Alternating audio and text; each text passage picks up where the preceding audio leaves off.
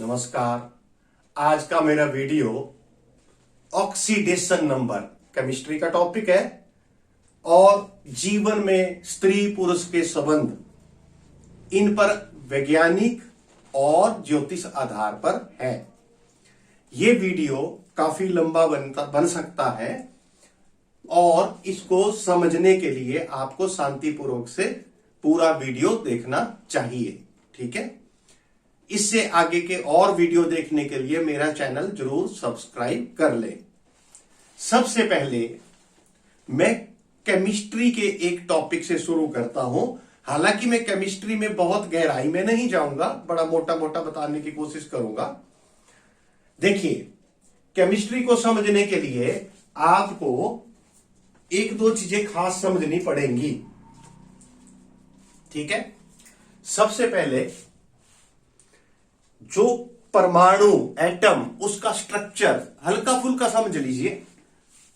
जैसे सूर्य होता है सेंटर में और प्लेनेट चारों तरफ चक्कर लगाते, मान लिया, इसी प्रकार से एटम का स्ट्रक्चर होता है। बीच में सेंटर में न्यूक्लियस होता है और इसके चारों तरफ गोलाई में इलेक्ट्रॉन घूमते हैं अलग अलग रास्तों पे। जो ये अलग अलग रास्ते हैं या गोले हैं, इनको हम ऑर्बिट बोलते हैं, ऑर्बिट कहते हैं। राइट। तो केमिस्ट्री का नियम है कि जो सबसे पहला ऑर्बिट होता है उसमें अधिकतम 2 इलेक्ट्रॉन आते हैं। राइट। जो उससे अगला होता है सेकंड, उसमें 8। ठीक है, और तीसरे में 18 आते हैं। ठीक है, इसका फॉर्मूला है 2n²। n की वैल्यू अगर 1 है तो 2, 2 हो गई तो 4 और 8, 3 हो गई तो 18, 4 हो गई तो 16, अगले में 32 होते हैं अगर 4th ऑर्बिट है। राइट। लेकिन इसके बावजूद एक रूल और है, उसको कहते हैं ऑक्टेट रूल।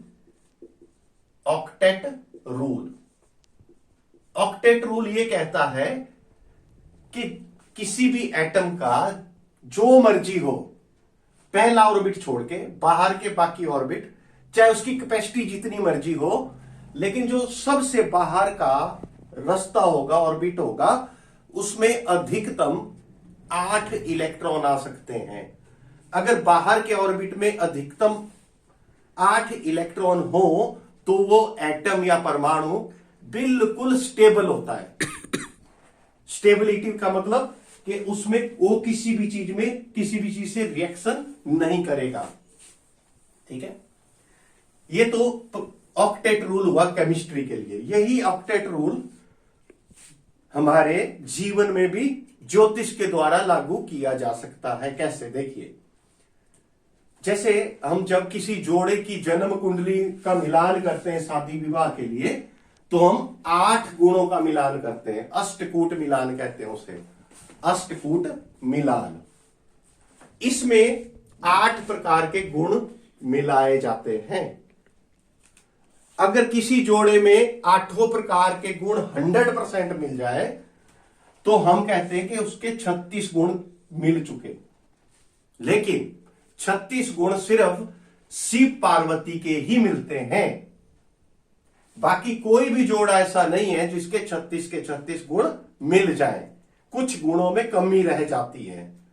तो 8 के 8 फैक्टर नहीं मिलते सबके।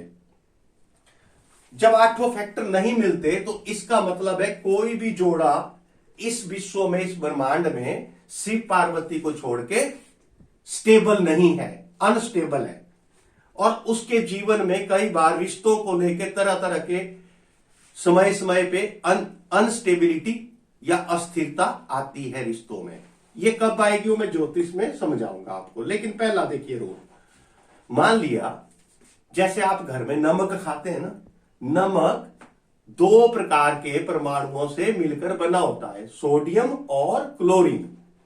जैसे ये सोडियम का देखिए, सोडियम का जो सबसे बाहरी ऑर्बिट होगा उसमें एक ही इलेक्ट्रॉन होता है और दूसरी तरफ क्लोरीन देखेंगे तो क्लोरीन का जो सबसे बाहरी ऑर्बिट होता है उसमें 7 ही इलेक्ट्रॉन होते हैं, ठीक है, जबकि एक जो सोडियम के अंदर वाले में 8 पूरे हैं।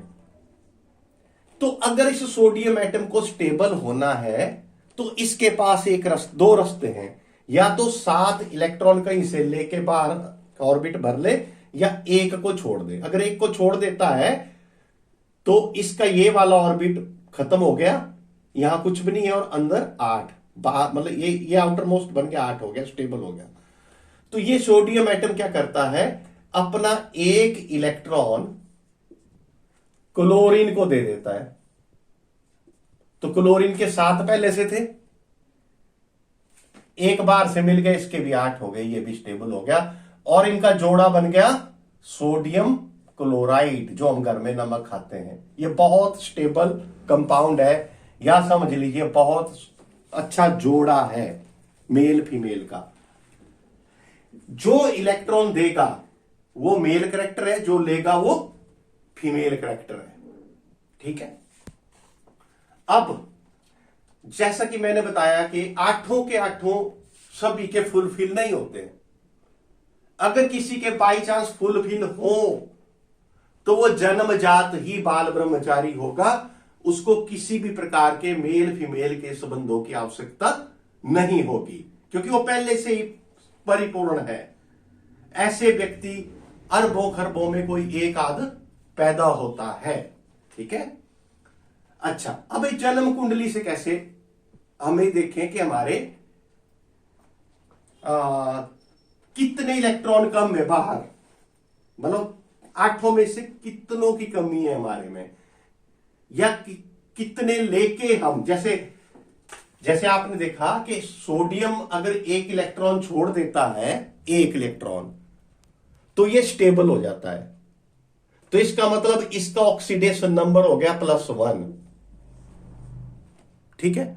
और क्लोरीन अगर एक इलेक्ट्रॉन ले लेती है, मतलब -1, इसका ऑक्सीडेशन नंबर कहूंगा मैं -1, वैल्यू में 1 नहीं कह दीजिए दोनों का, तो ये स्टेबल हो जाता है। लेकिन हर एक एलिमेंट ऐसा नहीं होता। जैसे आप एल्यूमिनियम को ले लो, एल्यूमिनियम में जो सबसे बाहर वाला ऑर्बिट होगा, इसमें 3 इलेक्ट्रॉन होंगे, राइट, 3। तो इसको अपना आउटर मोस्ट पूरा करने के लिए या तो 3 छोड़ने पड़ेंगे, किसी और को दे दे, या 5 लेने पड़ेंगे। मान लिया ये पुरुष वाला बिहेवियर कर रहा है, पुरुष वाला बिहेवियर मतलब देने वाला बिहेवियर कर रहा है, तो क्या करेगा, इसके अंदर वाले में 8 पूरे होंगे, अगर ये 3 छोड़ देगा तो पुरुष वाला व्यवहार कर रहा है, ठीक है। अब इसकी शादी कर दी हमने क्लोरीन से।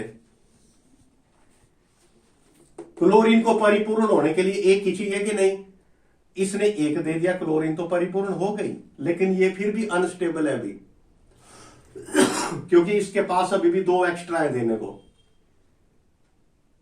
ठीक है। तो नेचुरली इसका संबंध किसी और से जरूर बनेगा, किन्हीं 2 से और बन जाएगा, ठीक है। या दूसरा तरीका है 5 ले ले, तो इसका ऑक्सीडेशन नंबर +3 भी हो सकता है और -5 भी हो सकता है। तो ठीक है, ये हुई अभी केमिस्ट्री की बात, ठीक है। इसी प्रकार से हम किसी की भी जन्म कुंडली से इस बात की कैलकुलेशन कर सकते हैं कि कोई स्त्री या पुरुष अपोजिट सेक्स के व्यक्ति के साथ एक बार में एक साथ एक समय पर 2 हिस्से इसके, एक तो है मान लिया मेरी कैपेसिटी एक ही फीमेल के साथ संबंध बनाने की है एट ए टाइम, ठीक है। तो मेरा संबंध एट ए टाइम एक से रहेगा, अगर उससे ब्रेक हो गया तो दूसरी से बनेगा, उससे ब्रेक हो गया तो तीसरी से बनेगा, वो अलग बात है, वो अलग समय पर अलग घटनाएं हैं। लेकिन अगर मेरा ऑक्सीडेशन नंबर 2 होगा तो मेरे में एक कैपेबिलिटी है, मैं 2 फीमेल के साथ पैरेलली रिलेशनशिप में रहने की मेरे में क्षमता है। मैं ये नहीं कह रहा हूं कि रहो, लेकिन क्षमता है।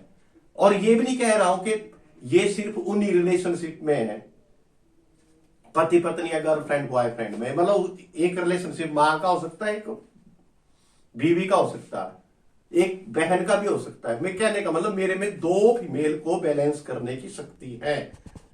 इसी प्रकार से अगर फीमेल होगी तो उसमें दो मेल को एक साथ हैंडल करने की क्षमता होगी। वो रिश्ता पति का भी हो सकता है, बॉयफ्रेंड का भी हो सकता है, बाप का भी हो सकता है, भाई का भी हो सकता है। लेकिन जिसमें एक ही होगी उसको फिर दिक्कत आएगी। देखिए कैसे, इसका कहां से देखा जाता है? कुंडली में। कुंडली में इसको हम फर्स्ट हाउस कहते हैं। ये लगन होता है, इसे गिनते हैं first, second, third, fourth, fifth, sixth, seventh. ये सेवंथ हाउस होता है। सेवंथ हाउस को हम पार्टनर का घर भी कहते हैं। Partner, opposite partner, right? या ये मारक स्थान भी होता है, मृत्यु का कारण भी यहीं से निकलता है।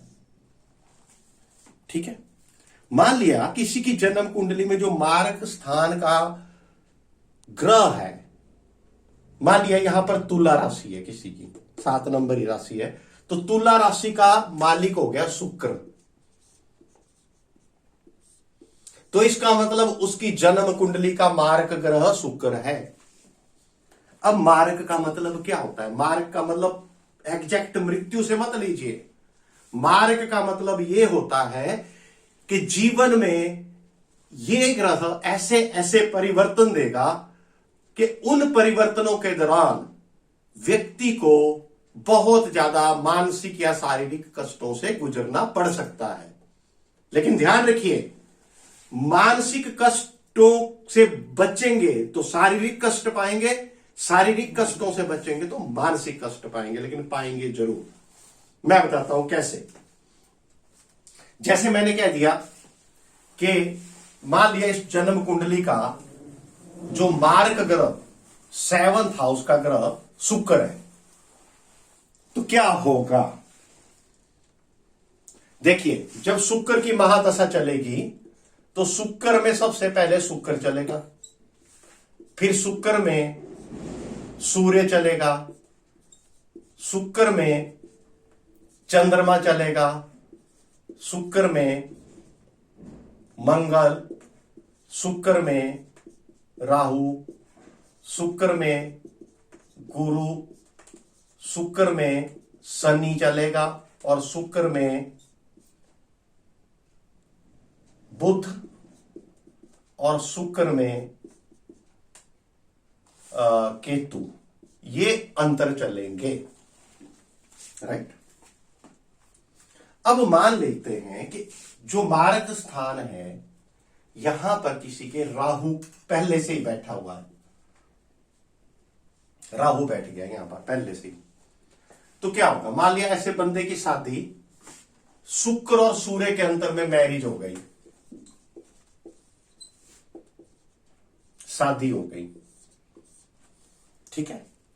अब जब जीवन में ये समय बीत जाएगा, बढ़िया बीतेगा मैरिड लाइफ में, लेकिन जैसे शुक्र में राहु आएगा, राहु नहीं कोई और दूसरा ग्रह भी हो सकता है, बुध भी हो सकता है, केतु भी हो सकता है, बृहस्पति भी हो सकता है। जैसे ये आएगा तो सेवंथ हाउस की मार पड़ेगी उस बंदे को। क्या होगा? रिलेशनशिप में स्ट्रेस स्ट्रेन आएंगे।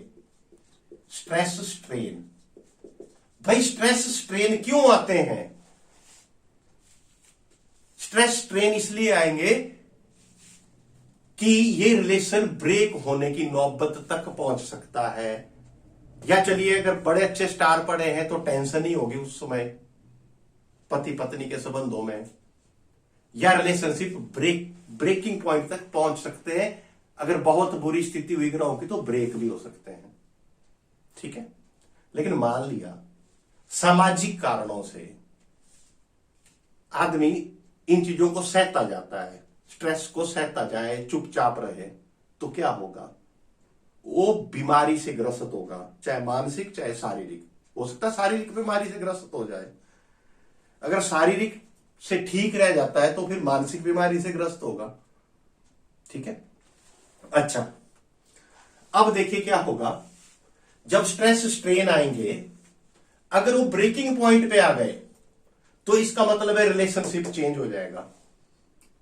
अगर प्रेम और लव वाला अफेयर तो ब्रेक हो जाएगा, शादी वाला रिश्ता है तो अगर बहुत ज्यादा खराब स्थितियां हैं तो डाइवोर्स हो जाएगा, नया रिश्ता बन जाएगा। लेकिन मान लिया शुक्र तो इसका है लेकिन शुक्र की दशा नहीं है, शुक्र की महादशा नहीं है,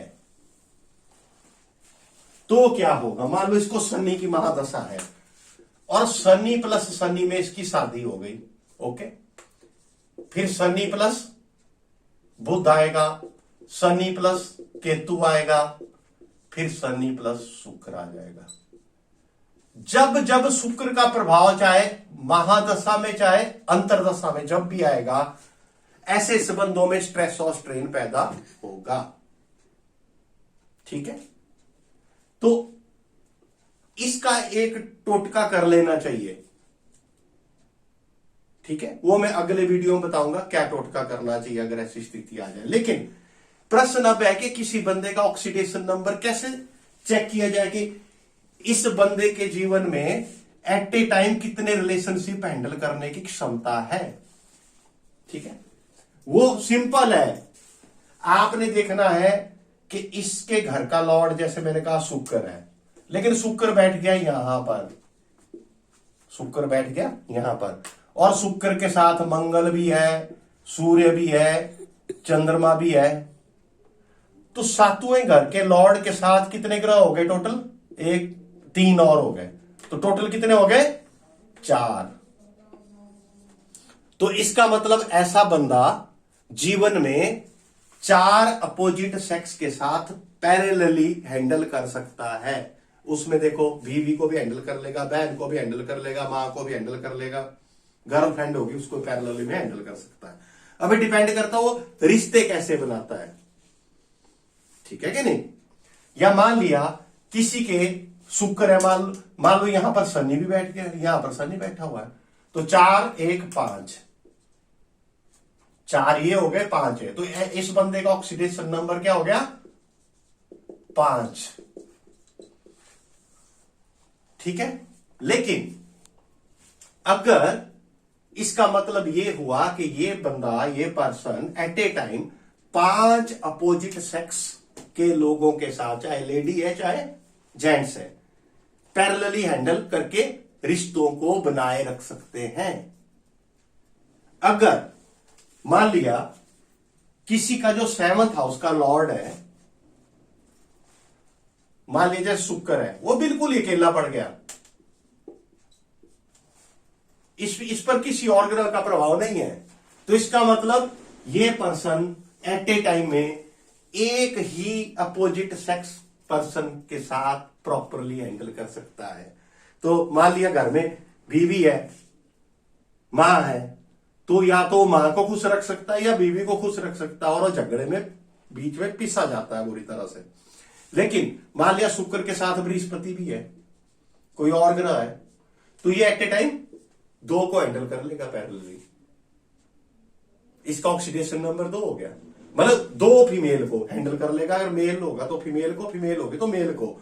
2 को मतलब अगर हो सकता है इसमें एक मां हो, एक बीवी हो, या एक बीवी हो एक बहन हो, दोनों को हैंडल कर लेगा प्रॉपरली।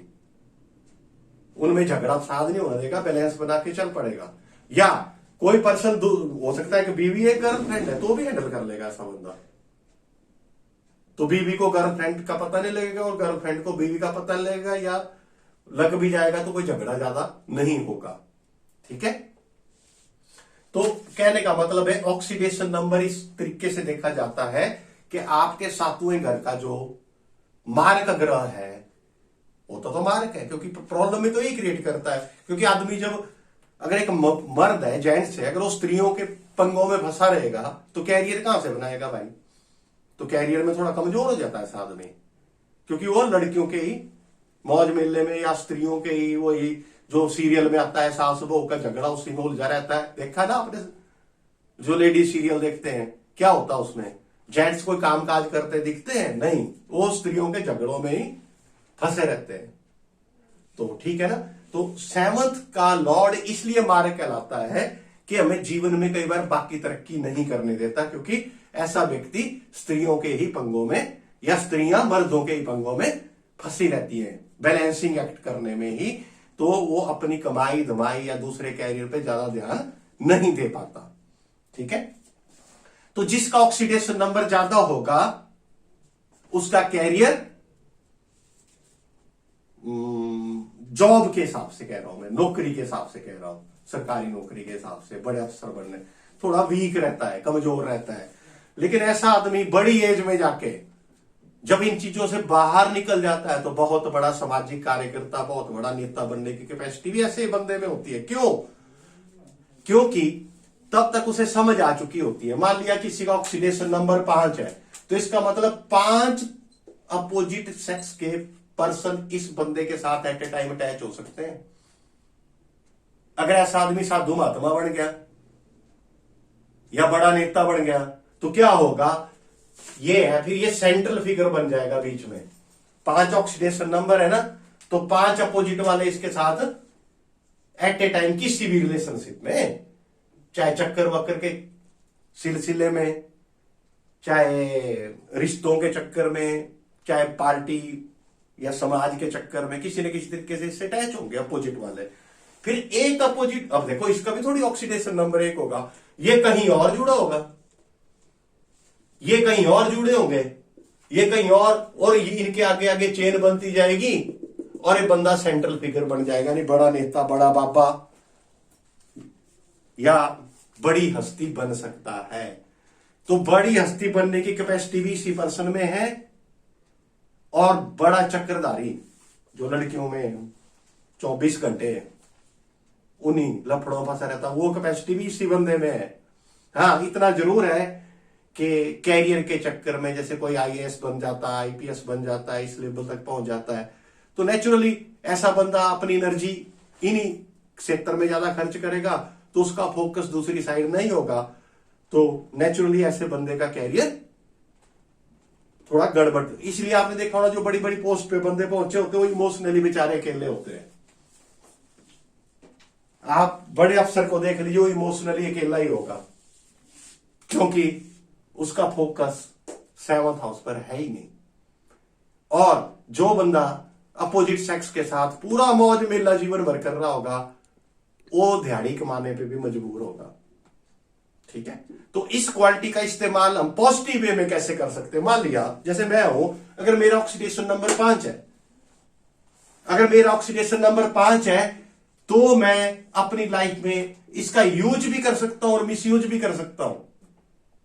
यूज कैसे करूंगा? देखिए, यूज मैं ऐसे करूंगा कि मैं इन स्लॉट को खाली रखूंगा, किसी को परमानेंट दिल दे के नहीं बिठा दूंगा अपने दिल में कि तू बैठ जा, बस तू ही मेरी गर्लफ्रेंड है, सब या बीवियां बना लिया, कुछ बना लिया, 4-5 जोड़े रखी, तो मैं उसी में उलझा रहूंगा। मैं इनको खाली रखूंगा तो एट ए टाइम 5 बंदे मेरी तरफ अट्रैक्टेड रहेंगे और मैं सेंट्रल फिगर बना रहूंगा।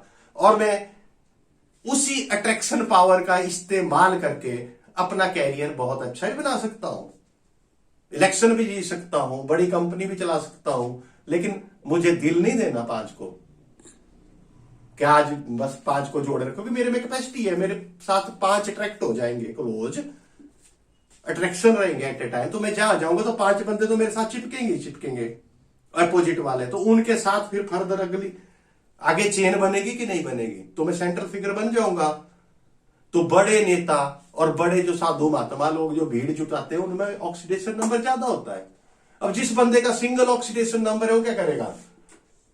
वो एक बीवी शादी करके चिपका रहेगा उससे, बस उसको फिर ब्यूटी पार्लर ले गए, उसको दफ्तर छोड़ा है, ले आए, मैडम जी अब ये जाना है, मैडम जी की ड्रेस लेके जाना है, दर्जी की दुकान के बाहर थैली लेके खड़ना है, तो सिंगल ऑक्सीडेशन वाला नंबर इसी काम में बिजी रहेगा। वो घर में माँ और बीवी के झगड़े के बीच भी पिस सकता है, तो वो तो उसी टेंशन में जिएगा। तो इसलिए आप अपने ज्यादा ऑक्सीडेशन नंबर या ज्यादा इस क्वालिटी का पॉजिटिव यूज करके बहुत बड़े इंसान भी बन सकते हैं। और बिल्कुल बेकार इंसान भी बन सकते हैं। धन्यवाद। आज इतना ही, अगले पार्ट में कुछ और बताऊंगा।